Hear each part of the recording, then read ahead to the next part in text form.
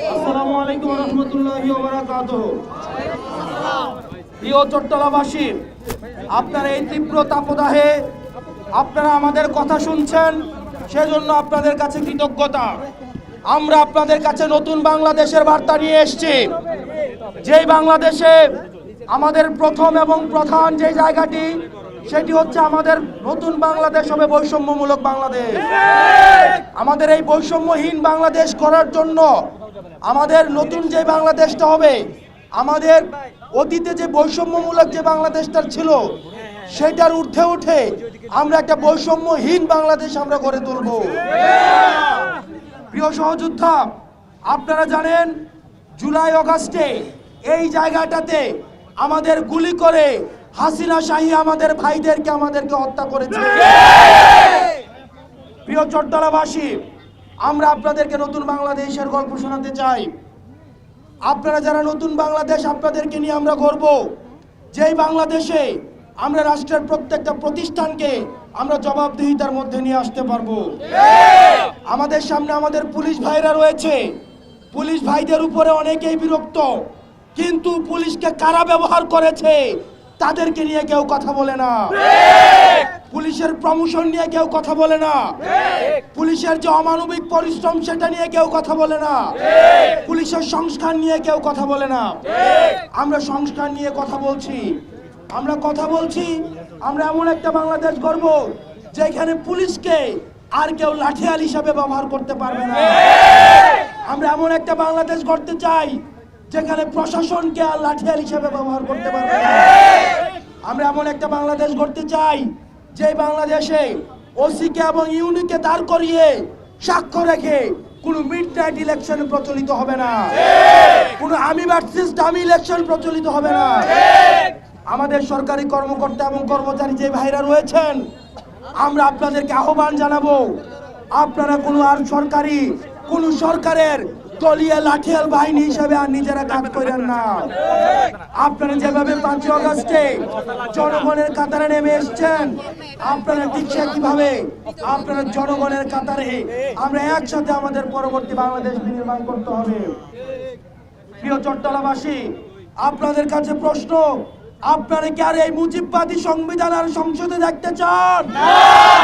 এই মুজিববাদী সংবিধান দিয়ে বাংলাদেশ পরিচালনা দেখতে চান?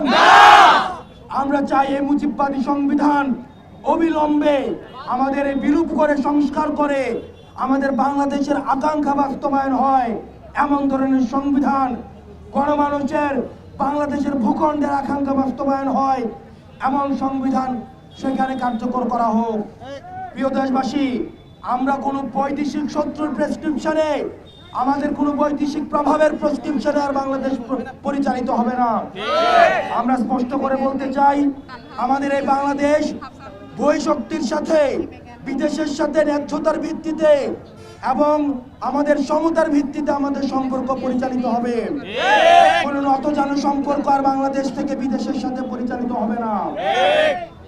আমরা একটি সাম্য, সমান অধিকার এবং ন্যায্যতার বাংলাদেশ গড়তে চাই, যে বাংলাদেশে প্রত্যেকটা মানুষ একজন নাগরিক হয়ে গড়ে উঠবে এবং রাষ্ট্রের সাথে নাগরিকের দায়বদ্ধতার সম্পর্ক থাকবে। রাষ্ট্র নাগরিকের কাছে দায়বদ্ধ থাকবে এবং নাগরিক রাষ্ট্রের কাছে দায়বদ্ধ থাকবে। রাষ্ট্র নাগরিকের সকল অধিকার দিতে দায়বদ্ধ থাকবে। আমরা দেখেছি অসাম্প্রদায়িক নাম দিয়ে আমাদের ধর্মহীনতার বাংলাদেশ পরিচালনা করার চেষ্টা করা হয়েছে। আমরা চাই আমাদের পরবর্তী বাংলাদেশ হবে সাম্প্রদায়িক সম্প্রীতির বাংলাদেশ।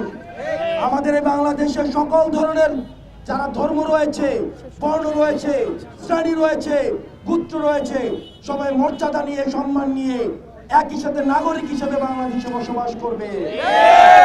প্রিয় চট্টলাবাসী, আমাদের এই লড়াই দীর্ঘ, আমাদের এই সংগ্রাম দীর্ঘ। আমরা ভেবেছিলাম 5 আগস্ট আমাদের এই লড়াই সংগ্রাম শেষ হয়ে গিয়েছে, কিন্তু দুর্ভাগ্যজনক বিষয়, আমরা দেখছি একটা পক্ষ সংস্কারের বিপক্ষে অবস্থান নিয়েছে, একটা পক্ষ আবার দেশটাকে বিভাজনের ষড়যন্ত্রে লিপ্ত হয়েছে। কিন্তু আমাদের দেশবাসীকে ঐক্যবদ্ধ থাকতে হবে। আমাদের ঐক্যবদ্ধভাবে আমাদের এই দেশটাকে সমন্বিতভাবে আমাদের গড়তে হবে।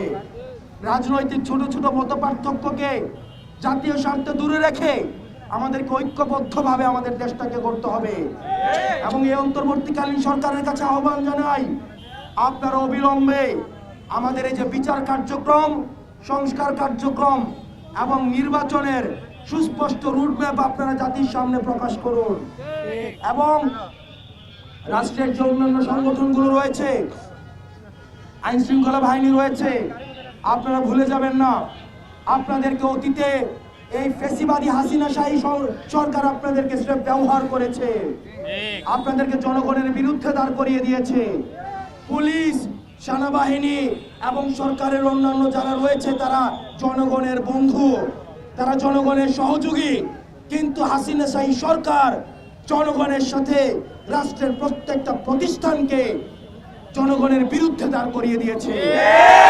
আমরা স্পষ্ট করতে চাই, রাষ্ট্রের যে প্রতিষ্ঠানগুলো রয়েছে সেই প্রতিষ্ঠানগুলো হবে স্বাধীন এবং জনগণের সাথে সেই প্রতিষ্ঠানগুলো থাকবে জবাবদিহিতামূলক ন্যায্যতার সম্পর্ক।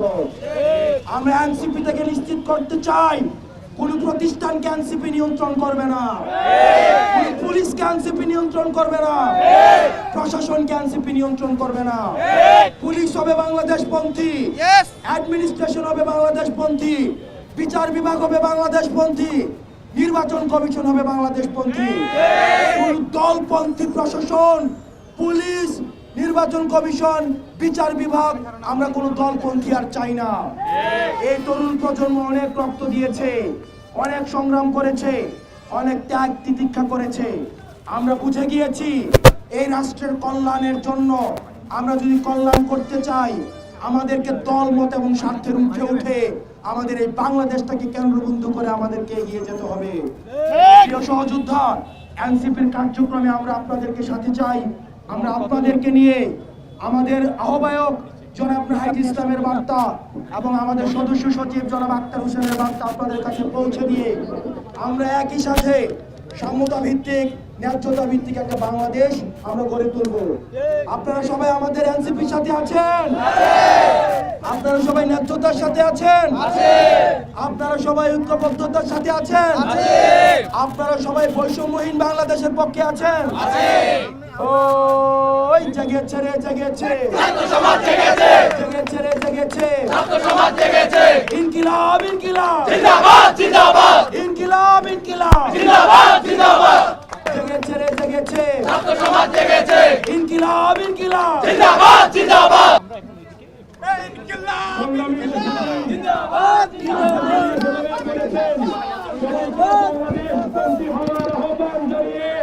সবাইকে ঐক্যবদ্ধ হওয়ার